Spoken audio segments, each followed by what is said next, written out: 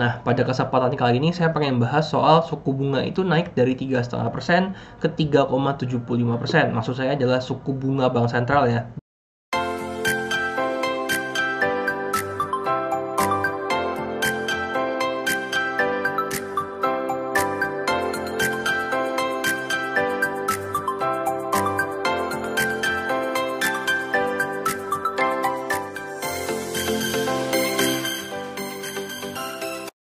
Halo, welcome back. Balik lagi bersama saya di Prasetya. Saya merupakan penulis buku dari Yunabung Seluruh Saham dan terakhir dari buku Formula Mencari Investasi Saham Terbaik. Nah, pada kesempatan kali ini saya pengen bahas soal suku bunga itu naik dari 3,5% ke 3,75%. Maksud saya adalah suku bunga bank sentral ya, BI 7 Repo Days. Nah, terus berikutnya investor ini harus berbuat apa gitu ya Bapak Ibu. Nah, sebenarnya berita ini lumayan sudah diprediksi sih, semua orang tahu bahwa BI rate itu dalam waktu cepat atau lambat pasti akan naik, cuman kapan naiknya aja gitu ya, dan terbukti bulan ini udah mulai naik.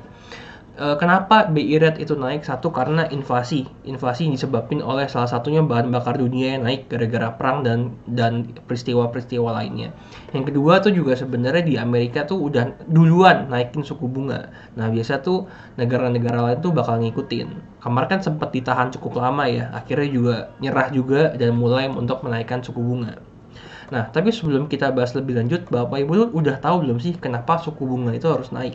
Karena suku bunga itu adalah salah satu alat moneter dari bank sentral yang dipergunakan untuk menjaga kestabilan inflasi Bapak Ibu. Kalau inflasi yang naik, biasanya suku bunga tuh juga bakal dinaikin juga. Kenapa? Dengan BI naikin suku bunga, itu tuh membuat perputaran uang tuh berkurang. Kalau perputaran uang berkurang, diharapkan inflasi itu naiknya lebih terkontrol, alias tuh bisa ngeredam kenaikan inflasi. Kok bisa kayak gitu? Iya, karena kalau BI naikin suku bunga, kalau perusahaan-perusahaan nih yang duitnya gede-gede mau pinjam duit ke bank, itu kan jadi mikir dua kali untuk minjem. Kan sekarang lebih mahal bunganya yang mau dia bayar. Terus juga narikin duit-duit investor. Kenapa? Dengan suku bunga yang lebih tinggi, maka deposito bunganya lebih tinggi. Sebenarnya sih lebih ke bakal ngeluarin obligasi-obligasi yang bunganya lebih tinggi, jadi investor nggak ngecip duit ke bisnis langsung, which is kalau ngecip duit ke bisnis langsung tuh biasanya bakal ningkatin inflasi lagi, tapi ini duitnya bakal ketarik karena investornya pada beli ke masuk ke obligasi. Nah, sebenarnya alasan di belakangnya tuh itu Bapak Ibu sekalian.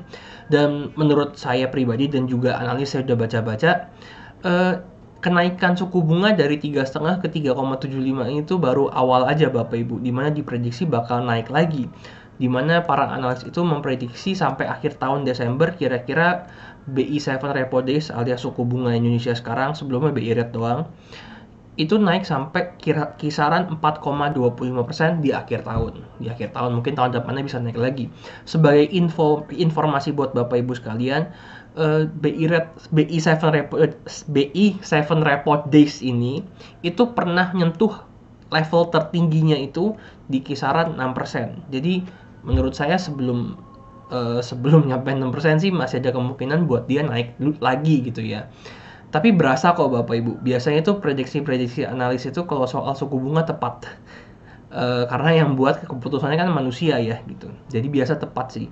Dan kalau udah mulai turun tuh biasanya minimal 3 bulan dia berhenti.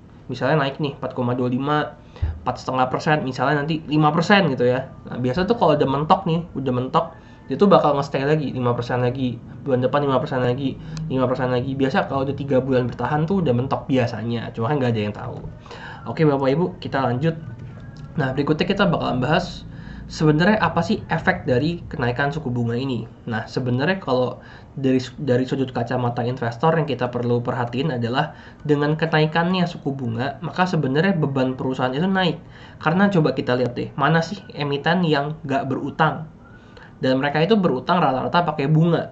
Nah, ketika suku bunga naik, maka suku bunga pinjaman itu juga naik. Ketika suku bunga pinjaman naik, maka cicilan yang dibayarin setiap bulan oleh para emiten-emiten ini itu juga ikutan naik. Sama kayak Bapak Ibu KPR rumah. KPR rumah itu kan biasa bunganya floating ya, kecuali mungkin yang bagi Bapak Ibu masuk ke KPR syariah. Tapi yang konvensional kan ketika suku pinjaman naik, maka Bapak Ibu tiba-tiba harus bayar cicilan lebih besar dibanding biasanya karena suku bunganya naik. Nah, terus berikutnya juga biasanya kenaikan suku bunga itu bakal ada beberapa sektor saham yang dirugikan.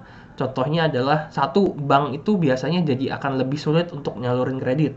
Ya dong, kan tadinya sama-sama nyicil rumah 1M, cicilannya misalnya tebak-tebakannya kayak misalnya 5 juta.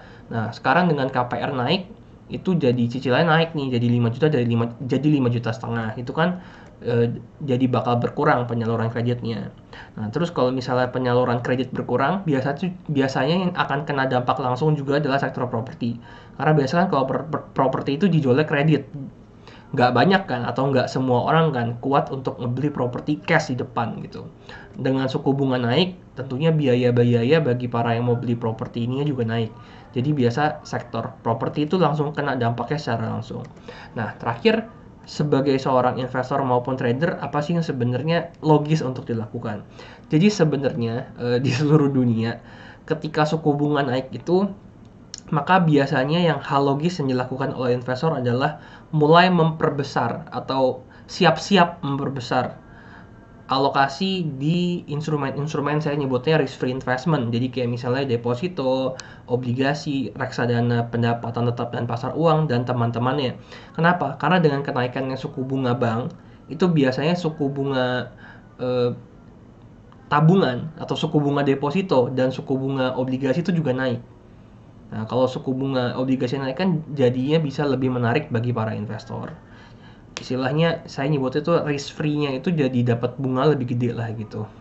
Jadi biasanya alokasi yang terhadap ke instrumen-instrumen kayak deposito dan obligasi itu akan membesar dibandingin masuk ke saham dan lain-lain gitu sih. Mungkin itu sekian dari saya, semoga bermanfaat bagi Bapak Ibu sekalian. Sampai jumpa pada video selanjutnya. Thank you. Halo, terima kasih sudah menyaksikan video di RF Channel on YouTube. RF Channel adalah channel edukasi untuk kita secara bersama-sama belajar dan mendapatkan aktualisasi mengenai investasi, keuangan, dan bisnis bersama saya, Ryan Filbert, dan tim. Add nomor WhatsApp saya di 0895 07 08 0789 0895 07 08 0789.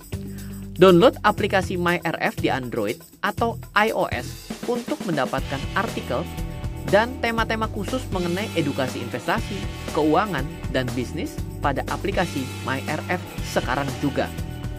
Setiap bulan, saya bersama dengan tim memiliki kelas, mulai dari belajar trading dengan analisa teknikal, yang strateginya bisa Anda terapkan pada seluruh market, mulai dari saham, forex, hingga cryptocurrency, atau kelas investasi saham bernama Fundamental Camp. Untuk mengetahui kelas lainnya dan bertanya mengenai kelas, hubungi tim sekarang juga di 0852 882 6187. Sekali lagi, 0852 882 6187. Semoga terus bermanfaat. Dari saya Ryan Filbert, salam investasi untuk Indonesia.